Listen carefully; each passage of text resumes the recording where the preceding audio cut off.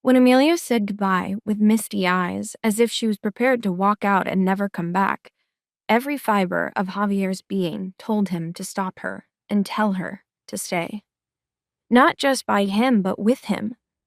But as he watched her figure descend the stairs, and he told himself to take back the harsh words he didn't mean, his pride got the better of him, and he let her walk away.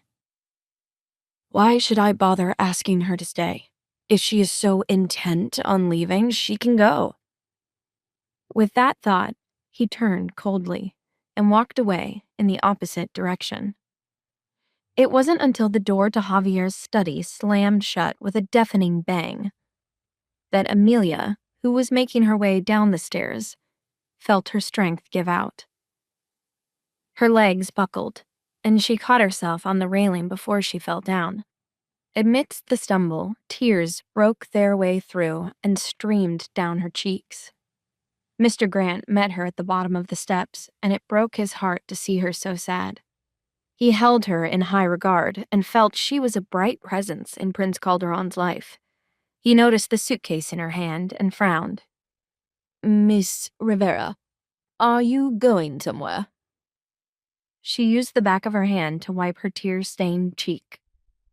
"I won't be coming back for a while. My friend is badly injured in the hospital, so I'm going to see to his care." The butler was taken aback. No wonder why the prince's mood had been so grim all morning. Sir Max will certainly be heartbroken when he finds out you won't be home for a while." Amelia smiled with an unspoken sadness. "I'll explain it to him. Thank you for all of your help, Mr. Grant." "My pleasure, Miss Rivera. I know I speak for everyone here when I say I look forward to your return." The truth was, she probably wouldn't be returning to the villa ever again, not as a resident. This fight with Javier proved that she couldn't rely on this place to be her home forever. She was better off getting out now before she got too attached. Not just to the estate, but to the people there. She needed to find a new place to stay, and once she settled elsewhere, she and Javier would need to have a proper discussion about the custody of their child and how Max would split his time between them. She just hoped the powerful prince wouldn't railroad her on the matter when the time came. When Amelia returned to the hospital, Charles was still in surgery. She placed her luggage in his room and waited quietly outside the operating hall with his parents. Javier's words echoed endlessly in her mind. "Run away with him for all I care. This house doesn't need you." The memory of his cruel dismissal churned in her chest, making her head pound and her heart ache even more.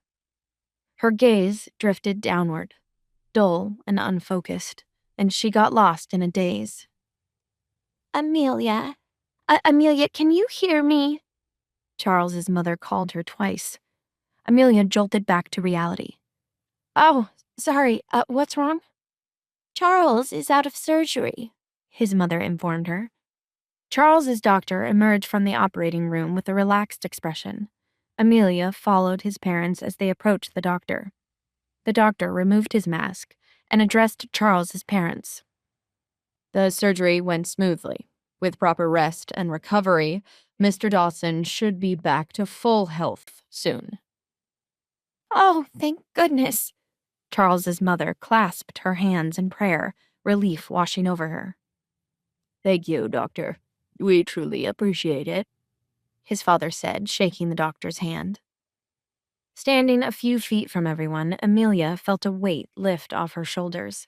Knowing Charles would be okay, she finally allowed herself to exhale. That night, when Faith arrived home from work, she was unlocking her door when the hallway light flickered on and illuminated a small figure squatting by her entranceway. "Ah, Amelia, geez, you scared me half to death," Faith exclaimed. Amelia stood and brushed off the dust from her clothes. "Ah, thank God you're home. The mosquitoes were making a meal out of me." She helped Amelia up. "Why didn't you call me? How long have you been waiting?" "No, not long. I didn't want to rush you." Faith opened the door and ushered her inside. Her eyes immediately fell on the suitcase Amelia was carrying. What's all this? Would you mind if I stayed here for a few days? Amelia said, setting her bag down. Of course not, Ames. But what's going on? Is everything okay?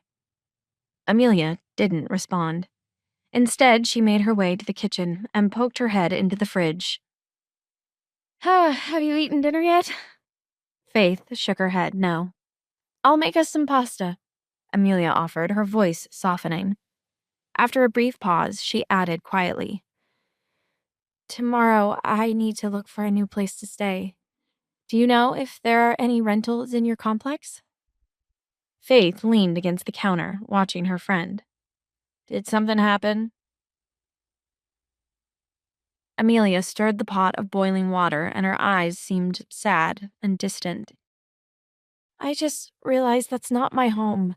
I'll have to leave eventually. It's better to detach myself now, before I get too used to it. Faith folded her arms, her gaze narrowing. Did you and Javier have a fight? Amelia hesitated, then nodded before shaking her head again. We did argue, but my choice to move out isn't just because of that. Then what is it? Amelia stopped stirring, taking a moment before replying. The other night at his birthday party, you saw him dancing with Paloma, right? Faith pressed her lips into a line. I did. Amelia smiled faintly. Everyone knows the rumors about their engagement. He doesn't deny or confirm them, but it's clearly only a matter of time before it happens. And if it isn't Paloma, it'll eventually be some other heiress or princess or high society lady that matches his political status. Faith comfortingly rubbed her friend's back, and a small tear rolled down Amelia's cheek. I'd rather not stay there and wait to be asked to leave. I'll just get too attached to the place. It's better I go now on my own terms. Faith joined Amelia in preparing the food. She cut onions and vegetables. Amelia, is it the house you're afraid of getting attached to, or is it maybe Javier? Amelia's heart clenched, and she turned to look at her friend, who knew her too well. Faith sighed before adding, 'Cause I'm sorry to tell you, babe, but I think it's too late. You like him. Despite herself, more tears started to fall down Amelia's face. That's irrelevant. I'm just a nuisance in his life. He doesn't want me there. Hey, your feelings are relevant, and there's no way that's true. I've seen how he looks at you. The prince cherishes you. Amelia's brow furrowed in pain, and she spoke softly. Me and how many other women? Faith frowned. Well, I guess I can't speak to that. I can only comment on what I've seen. But I have been thinking lately. I forgot how fragile hearts can be and how hard it can be to heal once it's been broken. Maybe I shouldn't have pushed you towards the prince so frivolously. You're my friend, and I don't want to see you hurt. Amelia looked at her friend and noticed a melancholy in her eyes she hadn't seen before. Faith, what's wrong? If I didn't know any better, I'd think you're the broken-hearted one. Faith smiled bitterly and looked away. Amelia squeezed her hand. Hey, talk to me. Did something happen to you? Faith looked down and exhaled before saying, Back when you first met me, do you remember what a wreck I was over a guy who basically ruined my heart for all other guys? Amelia thought for a second. His name was Manny, right? Right. Well, turns out I'm not over him.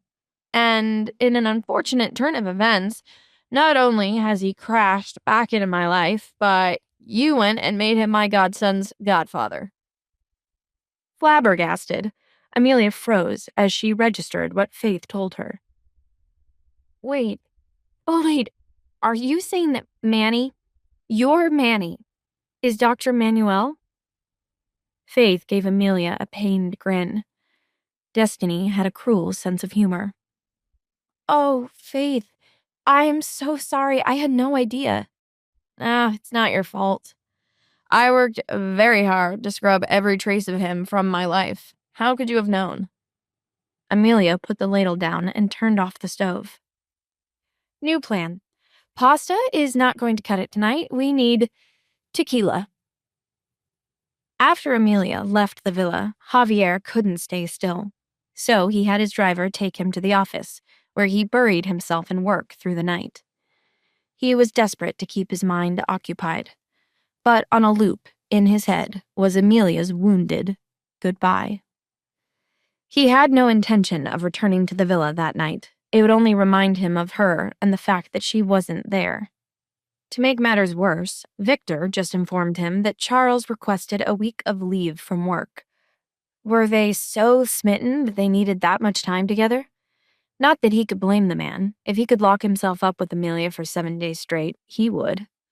As Javier stood by the floor-to-ceiling window and stared at the city lights, he felt hollow. What was she doing tonight? Would she ever come back? Just then, his phone notified him of a text and interrupted his thought. For a moment, hope flickered in his chest. Could it be her? He quickly unlocked the phone screen and looked for Amelia's name. To find out what happens next, download the Pocket FM app in the next minute to get free access to all episodes of The Royal Accident for free.